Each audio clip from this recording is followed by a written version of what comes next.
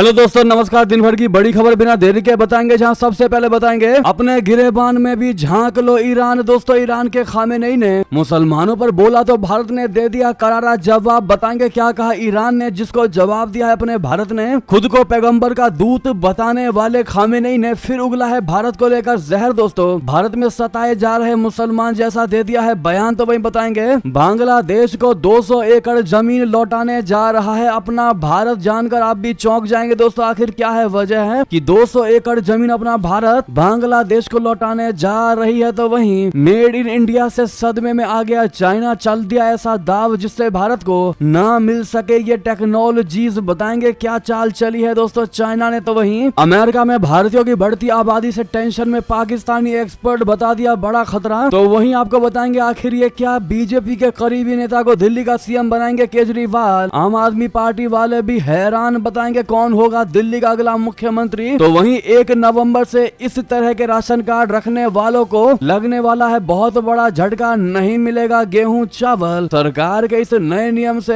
किन किन को लगने वाला है झटका, सबसे पहले आपको बताएंगे राशन कार्ड को लेकर। दोस्तों, आप लोग वीडियो के अंत तक बने रहेगा। और खबरों में आगे बढ़ने से पहले देश भारत में निरंतर विकास होते हुए देखना चाहते हैं तो वीडियो को लाइक करके, चैनल को सब्सक्राइब करके, बेल आइकन दबा के कमेंट में जय हिंद के साथ साथ दोस्तों हैप्पी बर्थडे पीएम मोदी कहना मत भूलेगा। आज प्रधानमंत्री नरेंद्र मोदी जी का जन्मदिन है और ऐसे में उनको विश करना तो बनता ही है दोस्तों। उनके नेतृत्व में भारत आज काफी ज्यादा मुकाम हासिल कर चुका है और वो दिन दूर नहीं जब भारत विकसित देश कहलाएगा। जी हाँ दोस्तों, ऐसे में हैप्पी बर्थडे पीएम मोदी अवश्य कहिएगा। बात करें पहली बड़ी खबर की, जहां भारत में सताए जा रहे मुसलमान जैसा दे दिया ईरान ने बयान। खुद को पैगंबर का दूत कहने वाले खामेनेई ने उगला भारत के खिलाफ जहर, जिसके बाद भारत ने जवाब देकर करा दिया एक बार में ही चुप। बता दें, ईरान के सर्वोच्च नेता आयतुल्ला अली खामेनेई को भारतीय मुसलमान पीड़ित नजर आ रहा है। हालांकि उन्हें चीन समेत दुनिया के दूसरे देशों में मुसलमानों के ऊपर हो रहे जुल्म और सितम दिखाई नहीं दे रहा। खामेनेई के इस बयान पर भारत ने तीखी प्रतिक्रिया दी है। भारत ने खामेनेई को अपने गिरेबान में झांकने की सलाह दी है। खामेनेई के खुद के देश में मुसलमान महिलाओं के ऊपर कितना जुल्म हो रहा है ये दुनिया से छिपा हुआ नहीं है। इसके बावजूद वो इस्लामी उम्मा का नेता बनने की कोशिश में भारत के खिलाफ बयान दे रहे हैं। उस भारत के खिलाफ जो हर कदम पर ईरान के साथ खड़ा रहता है। हाल में ही जब ईरानी राष्ट्रपति इब्राहिम राइसी का हेलीकॉप्टर दुर्घटना में दुखद निधन हुआ, तब भी संवेदना जताने में भारत ही सबसे आगे खड़ा दिखाई दिया। दोस्तों, भारतीय विदेश मंत्रालय ने इसका जवाब देते हुए लिखा कि हम ईरान के सर्वोच्च नेता द्वारा भारत में अल्पसंख्यकों के बारे में की गई टिप्पणियों की कड़ी निंदा करते हैं। ये गलत सूचना पर आधारित और अस्वीकार्य है। अल्पसंख्यकों पर टिप्पणी करने वाले देशों को सलाह दी जाती है कि वे दूसरों के बारे में कोई भी टिप्पणी करने से पहले अपना रिकॉर्ड जरूर देख लें। खामेनेई 85 साल के हो चुके हैं, उन्हें जल्द ही अपना उत्तराधिकारी तय करना है। हालांकि ईरान में खामेनेई और उनके कठमुल्लों के प्रति जबरदस्त गुस्सा है। इस गुस्से को पिछले कुछ महीनों में सार्वजनिक रूप से देखा भी जा चुका है। दोस्तों, ऐसे में ईरान का आज वो हाल हो चुका है जो कहावत है कि रस्सी जल गई पर बल नहीं गया। सेम सिचुएशन ईरान की। उसके बावजूद भी भारत पर यह टिप्पणी करके भारत से पंगा ले लिया है ईरान ने। और भारत से पंगा लेने का मतलब होता है अपने ही पैर पर कुल्हाड़ी मारना। इस पर आपकी क्या राय होगी दोस्तों, बताना मत भूलिएगा। और क्या आप क्या जवाब देना चाहेंगे इस खामेनेई को, बताना मत भूलिएगा। तो वहीं आपको बता दें, बांग्लादेश को 200 एकड़ जमीन लौटाने जा रहा है अपना भारत। आखिर क्यों लिया गया ये इतना बड़ा फैसला। दोस्तों, बॉर्डर गार्ड बांग्लादेश बोले तो बीजीबी और भारत के सीमा सुरक्षा बल यानी बीएसएफ की बैठक में एक बड़ा फैसला लिया गया। इसमें यह तय हुआ है कि 200 एकड़ भूमि बांग्लादेश को लौटाई जाएगी, जो नदी के कटाव के कारण भारत में चली गई थी। मीडिया रिपोर्ट के मुताबिक बीजीबी और बीएसएफ के सीनियर अधिकारियों के बीच रविवार को मीटिंग हुई, जिसमें विवादित भूमि का फिर से सर्वे करने और इसे सही मालिकों को लौटाने का संयुक्त निर्णय लिया गया। दौलतपुर उप जिला में रामकृष्णपुर संघ के 40 पारा क्षेत्र में यह विवादित भूमि स्थित है, जो पंधा नदी के मार्ग में बदलाव और प्राकृतिक आपदाओं के कारण विवाद में रही है। इसने 3 किलोमीटर के क्षेत्र में अंतर्राष्ट्रीय सीमा स्तंभों को अव्यवस्थित कर दिया। जमीन से जुड़े विवाद को लेकर इस साल की शुरुआत में सर्वे किया गया। इसमें पूरा मामला सामने आ गया था। बीजीबी की 47वीं बटालियन के कमांडर लेफ्टिनेंट कर्नल एम महबूब मुर्शेद रहमान ने मामले की पुष्टि की। उन्होंने बताया कि गत 10 फरवरी को सर्वेक्षण के दौरान पता चला कि लगभग 200 एकड़ बांग्लादेश की भूमि भारतीय क्षेत्र में और करीब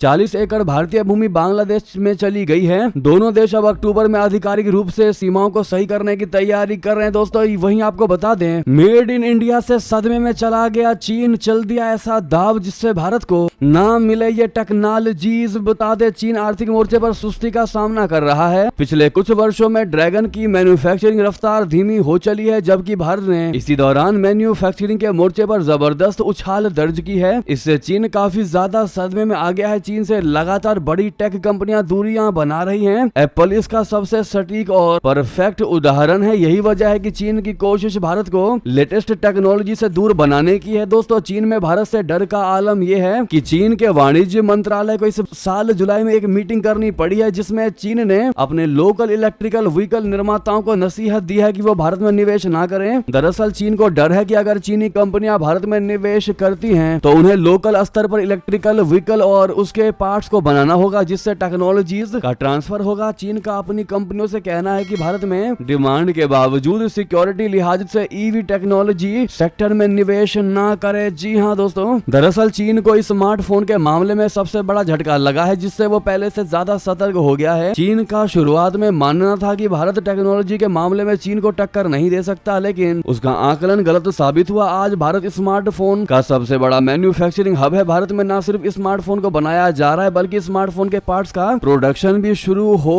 गया है। दोस्तों, ऐसे में चाइना भारत को दबाने के लिए ये नई चाल चल रहा है, ये नया दाव चल रहा है, जिससे भारत को ये टेक्नोलॉजी ना मिल सके और भारत चिप की दुनिया में पीछे रह जाए, सेमीकंडक्टर की दुनिया में पीछे रह जाए। लेकिन दोस्तों, अगर आप भी मानते हैं कि जिसने ठान लिया है उसको रोकने वाला कोई पैदा नहीं हुआ सिवाय भगवान के, तो मेरा भारत महान कहना मत भूलिएगा कमेंट में। तो वहीं आपको बता दें, जम्मू कश्मीर चुनावों में इंजीनियर रशीद की पार्टी को तगड़ा झटका। पुलवामा में उमर अब्दुल्ला ने कर दिया खेला। दोस्तों, नेशनल कॉन्फ्रेंस ने इंजीनियर रशीद की अवामी इत्तेहाद पार्टी यानी AIP को बड़ा झटका दे दिया है। पुलवामा विधानसभा सीट से अवामी इत्तेहाद पार्टी के उम्मीदवार मोहम्मद इकबाल सैफी नेशनल कॉन्फ्रेंस प्रमुख उमर अब्दुल्ला की उपस्थिति में नेशनल कॉन्फ्रेंस में शामिल हो गए। इंजीनियर रशीद ने लोकसभा चुनावों में उमर अब्दुल्ला को शिकस्त दी थी। राज्य में नेशनल कॉन्फ्रेंस का जहां कांग्रेस के साथ गठबंधन है, तो वहीं दूसरी तरफ इंजीनियर की अगुवाई वाली अवामी इत्तेहाद पार्टी ने जमात इस्लामी से हाथ मिलाया है। इस नए फ्रंट को नेशनल कॉन्फ्रेंस कांग्रेस अलायंस के साथ PDP के लिए खतरा माना जा रहा है, लेकिन नेशनल कॉन्फ्रेंस में AIP को तगड़ा झटका दे दिया है। तो वहीं बता दें, अमेरिका में भारतीयों की बढ़ती आबादी से टेंशन में पाकिस्तानी एक्सपर्ट बता दिया बड़ा खतरा हिंदूवादी मोदी की ताकत जैसा दे दिया बयान। दोस्तों, अमेरिका समेत पश्चिमी देशों में प्रवासी भारतीयों की आबादी लगातार बढ़ रही है। अमेरिकी अर्थव्यवस्था में भी इनकी महत्वपूर्ण भागीदारी है, यहाँ तक कि वहाँ के सिटीजन से ज्यादा ही भागीदारी है। भारतीयों की रिपोर्ट बताती है कि भारतीय अमेरिकी आज अमेरिका में सबसे अधिक आय जुटाने वाले जातीय समूह हैं। अमेरिका की आर्थिक और राजनीतिक व्यवस्था में महत्वपूर्ण पदों पर प्रवासी भारतीयों की मौजूदगी है। इनमें माइक्रोसॉफ्ट के CEO सत्य नडेला, गूगल CEO सुंदर पिचाई और स्टारबक्स के CEO लक्ष्मण नरसिंहम जैसे नाम प्रमुख हैं। इन प्रवासी भारतीयों ने अमेरिका में भारत के पक्ष में सकारात्मक माहौल तैयार किया है, लेकिन यही बात पाकिस्तान को चुभने लगी है। पाकिस्तानी एक्सपर्ट अमेरिका में बढ़ती भारतीय आबादी से टेंशन में है। पाकिस्तानी अमेरिकन अर्थशास्त्री शाहिद जावेद बर्की ने अमेरिका में बढ़ती आबादी को पाकिस्तान के लिए खतरनाक बताया है। बर्की विश्व बैंक के उपाध्यक्ष के साथ ही पूर्व में पाकिस्तान के केयर टेकर सरकार में कार्यवाहक मंत्री भी रहे हैं। दोस्तों, पाकिस्तानी अखबार ट्रिब्यून में लिखे एक लेख में बर्की ने प्रवासी भारतीयों को प्रधानमंत्री नरेंद्र मोदी के लिए ताकत बता दिया। उसने लिखा कि पाकिस्तान के नीति निर्माताओं के लिए यह समझना महत्वपूर्ण है कि देश के अंदर और पश्चिम में बड़े पैमाने पर प्रवासी भारतीय नरेंद्र मोदी के नेतृत्व में हिंदू राष्ट्रवाद के उदय पर किस तरह की प्रतिक्रिया दे रहे हैं। दोस्तों, ऐसे में वाकई में पाकिस्तान को मिर्ची लगती नजर आ रही है। भारत की तरक्की को देखकर, भारत के लोगों को पश्चिम देशों में देखकर, वो भी पश्चिमी देशों के असली नागरिकों से ज्यादा अर्निंग लेते हुए देखकर, तो वहीं आपको बता दें, चीन ने अधिकारियों को दिए हैं निर्देश की तिब्बती अलगाववादियों के खिलाफ कार्रवाई को और करे सख्त। दोस्तों, चीन के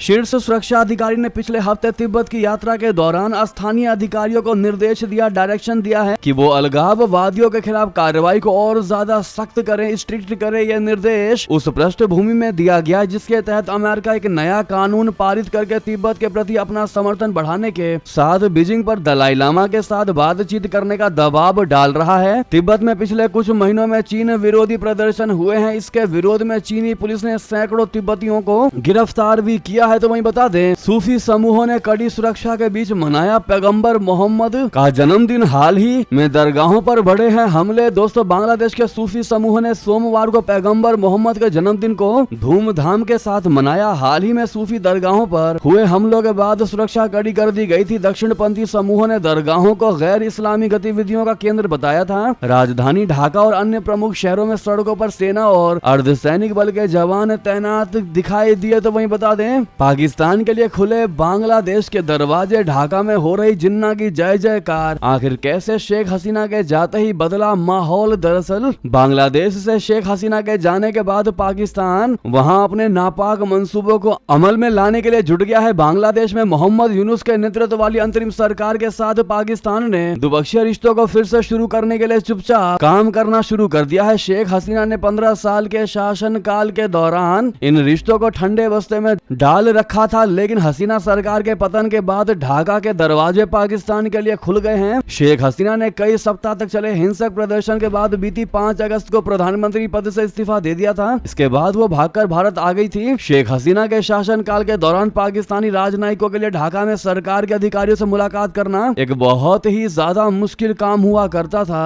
और अब वो उतना ही आसान हो चुका है। अब ये बदल गया है। पिछले कुछ सप्ताह में पाकिस्तानी राजनयिकों और बांग्लादेश की अंतरिम सरकार के बीच कई मुलाकातें हुई हैं। इसके अलावा पाकिस्तान के प्रधानमंत्री शहबाज शरीफ और बांग्लादेश के मुख्य सलाहकार मोहम्मद यूनुस के बीच फोन पर बातचीत भी हुई है। दोस्तों वहीं आपको बता दें, इतना ही नहीं, शेख हसीना के करीबी माने जाने वाले 3 पत्रकार पकड़े गए। सीमा से भारत भागने की कर रहे थे ये कोशिश। दोस्तों, बांग्लादेश से भारत भागने की कोशिश कर रहे 3 पत्रकारों और एक अन्य युवक को पुलिस ने उत्तरी मेमन सिंह सीमा के पास पकड़ लिया। प्रमुख पत्रकार मोजम्मेल बाबू निजी, एक टूर टीवी के मुख्य संपादक और भोरेर कागज के संपादक शामोल दत्ता को सोमवार तड़के एक कार में भागने की कोशिश करते समय हिरासत में ले लिया गया। दोनों बांग्लादेश की पूर्व प्रधानमंत्री शेख हसीना के करीबी माने जाते हैं। वहीं बता दें, संविधान में संशोधन को फजल उर रहमान की पार्टी का समर्थन नहीं है। संसद में बिल पेश करने से पीछे हटी सरकार। दोस्तों, पाकिस्तान में संविधान संशोधन विधेयक पर एक बार फिर संसद में पेश नहीं किया जा सका। सरकार में सहयोगी मौलाना फजलुर उर रहमान के राजनीतिक दल जमीयत उलेमाए इस्लाम का समर्थन न मिलने से नवाज सरकार को बिल पेश करने से पीछे हटना पड़ा। हालांकि बिल में क्या संशोधन किया गया, इसका सरकार ने खुलासा नहीं किया। माना जा रहा है कि बिल के जरिए सरकार जजों की सेवानिवृत्ति की उम्र बढ़ाने और रिटायरमेंट की उम्र बढ़ाने के साथ साथ और सुप्रीम कोर्ट के मुख्य न्यायाधीश का कार्यकाल तय करने की योजना बना रही है। दोस्तों वही बता दें, राहुल गांधी पर प्रधानमंत्री मोदी जी हुए हमलावर। कहा, नफरत से भरे लोग देश की एकता अखंडता नष्ट करना चाहते हैं। जी हां, प्रधानमंत्री नरेंद्र मोदी ने सोमवार को आरोप लगाया कि नफरत और नकारात्मकता यानी नेगेटिविटी से भरे कुछ लोग भारत की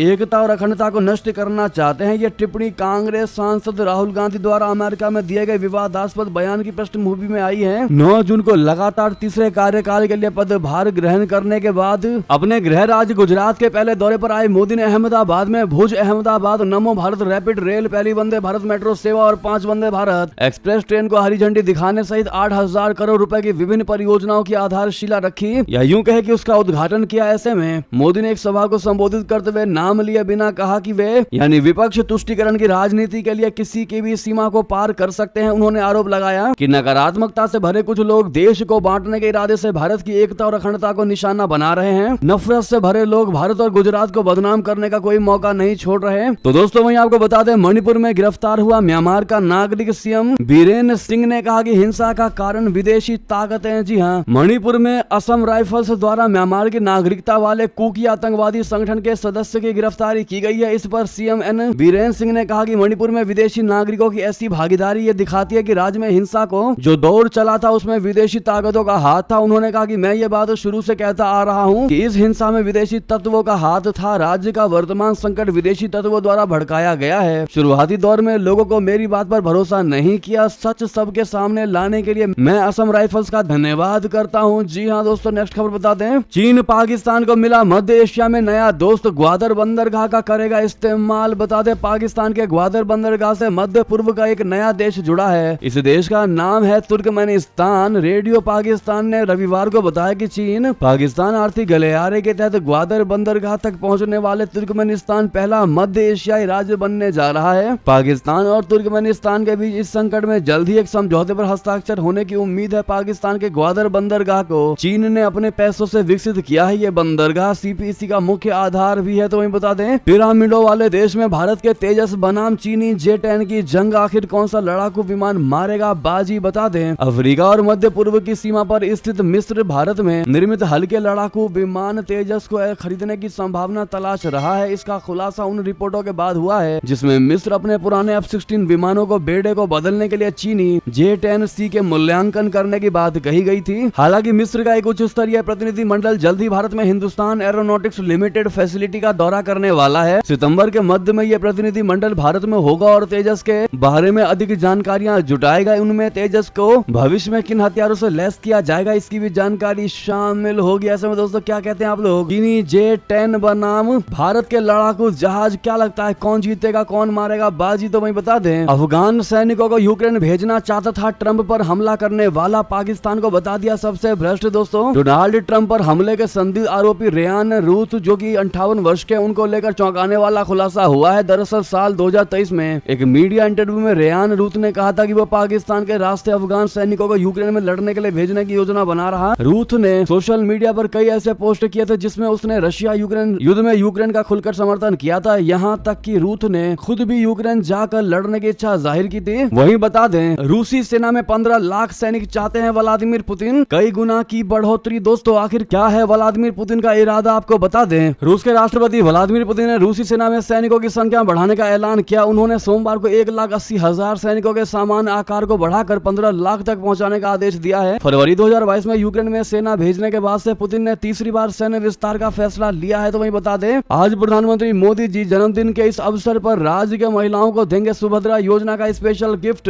मिलेंगे सालाना 10,000 रुपए। दोस्तों 17 सितंबर को अपने 74वें जन्मदिन पर सुभद्रा योजना का शुभारंभ कर रहे होंगे। ये ओडिशा सरकार की योजना है जिसके तहत राज्य में 21 से 60 वर्ष की आयु के पात्र महिला लाभार्थियों को प्रति वर्ष 10,000 रुपए उनके खाते में जमा किए जाएंगे। ओडिशा के मुख्यमंत्री मोहन चरण मांझी सरकार ने योजना के शुभारंभ के लिए भुवनेश्वर के जनता मैदान में राज्य भर से महिलाओं की एक विशाल सभा की योजना बनाई है। ऐसे दोस्तों जिन्होंने अभी तक हैप्पी बर्थडे प्रधानमंत्री मोदी जी नहीं कहा है वो कमेंट में जरूर कह दीजिएगा। अगली खबर आपको बता दें, 800 किलो बाजरे से बनाई प्रधानमंत्री मोदी की पेंटिंग, 13 साल की लड़की के नाम दर्ज हुआ वर्ल्ड रिकॉर्ड। दोस्तों एक 13 वर्षीय लड़की ने खास तोहफा तैयार किया प्रधानमंत्री मोदी जी के बर्थडे के लिए। उसने 800 किलोग्राम बाजरे का इस्तेमाल करके प्रधानमंत्री मोदी की पेंटिंग बनाई। है दुनिया की सबसे बड़ी मिलेट पेंटिंग है और इसी तरह से वर्ल्ड रिकॉर्ड भी बन गया। उसने इस कलाकृति को 12 घंटे में पूरा कर लिया। इस लड़की का नाम प्रेस्ली शेकिना है जो चेन्नई के वेल्लामल्ल स्कूल की छात्रा है। उसने प्रधानमंत्री मोदी के जन्मदिन को खास तरह से मनाने की इच्छा लेकर इस प्रोजेक्ट पर काम शुरू किया था। वहीं आपको बता दें, रूस वाला न्यूक्लियर प्लांट बांग्लादेश के लिए बना सपना, हसीना के जाते ही भारतीय कंपनियों ने समेटा काम। दोस्तों बांग्लादेश के रूपपुर परमाणु ऊर्जा संयंत्र के उद्घाटन पर अनिश्चितता के बादल मंडराने लगे हैं। इस परमाणु ऊर्जा संयंत्र के लिए पंधा और जमुना नदियों के माध्यम से ट्रांसमिशन लाइन का निर्माण कार्य अवामी लीग के सत्ता से बाहर होने के साथ ही रुका हुआ है। शेख हसीना के प्रधानमंत्री पद से हटने के साथ ही इस ट्रांसमिशन लाइन का निर्माण कर रही भारतीय कंपनी ने साइट छोड़ दी है। प्रोजेक्ट डायरेक्टर मोहम्मद जाहिदुल हसन के अनुसार ट्रांसमिशन लाइन के बिना 12.65 बिलियन डॉलर के रूपपुर परमाणु ऊर्जा संयंत्र का चालू होना संभव नहीं है। वहीं बता दें, ये क्या बीजेपी का करीबी नेता को दिल्ली का सीएम बनाएंगे केजरीवाल? आम आदमी पार्टी वाले भी हैरान। बता दें, आम आदमी पार्टी के राष्ट्रीय संयोजक अरविंद केजरीवाल के सीएम पद से इस्तीफा देने वाले ऐलान के बाद अब दिल्ली के सियासी गलियारों में नए सीएम को लेकर चर्चा तेज है। इस बीच खबर आ रही है कि कैबिनेट मंत्री कैलाश गहलोत को दिल्ली का अगला मुख्यमंत्री बनाया जा सकता है। गहलोत के सीएम बनने की संभावनाओं के पीछे लोग 3 बड़े तर्क दे रहे हैं। पहला है हरियाणा चुनाव, दूसरा फंडिंग में मदद और तीसरा एलजी के साथ रिश्ते। दोस्तों दिल्ली की नजफगढ़ विधानसभा सीट से विधायक कैलाश गहलोत जाट परिवार से ताल्लुक रखते हैं। इस वक्त हरियाणा में विधानसभा चुनाव चल रहे हैं, वहां पर जाट वोटर बीजेपी से नाराज बताए जा रहे हैं। ऐसे में कैलाश गहलोत को दिल्ली का सीएम बनाकर केजरीवाल हरियाणा चुनाव में जाटों को साधना चाहेंगे। इस पर आपकी क्या राय है दोस्तों, बताइएगा जरूर। तो वहीं बता दें, सीएम ममता बनर्जी और जूनियर डॉक्टर्स के बीच बैठक हुई खत्म, सरकार ने मानी शर्तें, हटाए गए डिप्टी कमिश्नर और डीएमई। दोस्तों कोलकाता पुलिस कमिश्नर और हेल्थ डिपार्टमेंट के 2 अधिकारी को हटाया गया है। सीएम ममता बनर्जी ने ये एक्शन लिया है जब लोगों ने जूनियर डॉक्टरों ने प्रोटेस्ट किया। बता दें, ममता सरकार ने हड़ताल पर बैठे जूनियर डॉक्टरों से बातचीत के बाद उनकी मांगों को मानते हुए चिकित्सा शिक्षा निदेशक और स्वास्थ्य सेवा निदेशक को हटा दिया है। ममता बनर्जी ने डॉक्टरों को भरोसा देते हुए कहा कि सीपी को मंगलवार शाम 4 बजे हटा दिया जाएगा और विनीत गोयल की जगह नए सीपी अपना कार्यभार संभालेंगे। साथ ही मंगलवार को सुप्रीम कोर्ट की सुनवाई के बाद कई बड़े बदलाव होंगे। डॉक्टरों ने ममता सरकार से 5 मांगे की थी जिसमें से 3 को सरकार ने मान लिया है। वहीं सरकार के फैसले के बाद डॉक्टरों ने प्रेस कॉन्फ्रेंस करके ऐलान कर दिया है कि वो हड़ताल जारी रखें रखेंगे, क्योंकि अभी उनकी पूरी मांगे नहीं मानी गई हैं, 2 मांगे अभी भी बाकी हैं। तो वहीं आपको बता दें, सिर्फ मुरली से काम नहीं चलेगा, सुरक्षा के लिए चाहिए सुदर्शन चक्र। पाकिस्तान को योगी ने बताया कैंसर। दोस्तों, उत्तर प्रदेश के मुख्यमंत्री योगी आदित्यनाथ ने सोमवार को सीधे पाकिस्तान पर स्ट्राइक की। योगी जी ने कहा कि पाकिस्तान एक नासूर है और ऑपरेशन के बाद ही इस कैंसर का समाधान होगा। पाकिस्तान के साथ योगी ने पीओके पर अपना आखिरी फैसला भी बता दिया। योगी के इस ऐलान का असर इस्लामाबाद तक दिखने वाला है। इसके बाद योगी ने भगवान कृष्ण की बात करके मुरली के साथ सुदर्शन चक्र का महत्व बताया। योगी की बातें सुनकर ऐसा लगा मानो वो कोई नया अस्त्र लॉन्च करने वाले हों। जी हाँ, योगी जी ने कहा भगवान श्री कृष्ण के एक हाथ में मुरली है तो दूसरे हाथ में सुदर्शन चक्र भी है। अयोध्या है, मथुरा है, काशी है, ये 3 सनातन हिंदू धर्म के महत्वपूर्ण स्थान है। जो भी सामर्थ्यवान होगा वो हमेशा सुरक्षित रहेगा। जी हाँ, तो वहीं आपको बता दे, राशन कार्ड धारकों को तगड़ा वाला झटका। इन लोगों को नहीं मिलने वाला है राशन। दोस्तों, बताएंगे किनको राशन नहीं मिलेगा, लेकिन उससे पहले आपको बता दें ये 1 नवंबर से लागू होने वाला है, जहां गेहूं चावल सरकार के इस नियम के बाद नहीं मिलेगा। दोस्तों, देश के नागरिकों के लिए भारत सरकार कई योजनाएं चलाती है। इन सरकारी योजनाओं का लाभ हर देश के तबके को मिलता है, जिनमें से अधिकतर गरीब तबके से आने वाले लोग शामिल होते हैं। राष्ट्रीय खाद्य सुरक्षा योजना के तहत भारत सरकार इन गरीब लोगों को बेहद कम दर पर राशन मुहैया कराती है। वहीं सरकार की कम कीमत वाली राशन योजना का लाभ उठाने के लिए लोगों के पास राशन कार्ड होना जरूरी है। इससे लोग पात्र हो जाते हैं, लेकिन सरकार ने राशन कार्ड धारकों के लिए एक नई गाइडलाइन जारी कर दी है। दरअसल अब 1 नवंबर से राशन मिलना बंद हो जाएगा। बता दें कि राष्ट्रीय खाद्य सुरक्षा योजना के तहत सभी राशन कार्ड धारकों को ई-केवाईसी करवाना बहुत जरूरी है। खाद्य एवं सार्वजनिक मंत्रालय की ओर से इस बारे में पहले ही सूचना जारी कर दी गई थी, लेकिन इसके बावजूद अभी तक कई राशन कार्ड धारक ऐसे हैं जिन्होंने ई-केवाईसी की प्रक्रिया पूरी नहीं की है। वहीं विभाग की ओर से